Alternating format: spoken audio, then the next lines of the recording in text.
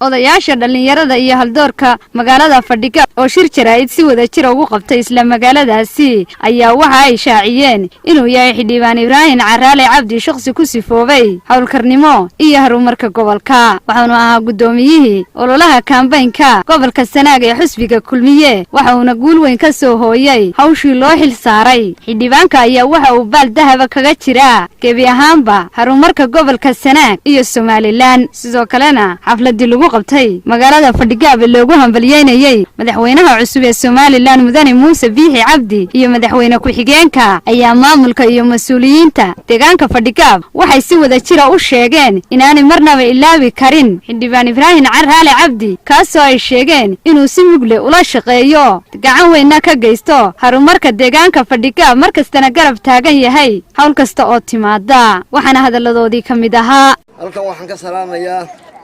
كامبيركي قبل كسناق إبراهيم عرالي عبدي أنا حلدبان كيجي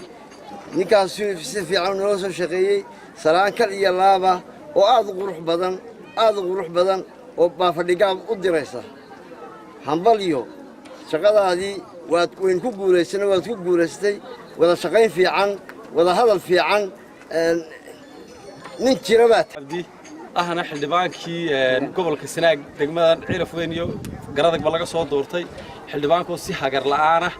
وقش قيي حسبيقة دلكنا وقش قيي آد بانو لنا حلبان حنباليو قول بلغة صوت دورتي أنا قدومي كامي قبل كسناق سيده هفن حقر ليدا وقش قيي قدهام قبل كسناق سيده في عدد ونولش قيي ساقنا حنباليو لنا هاي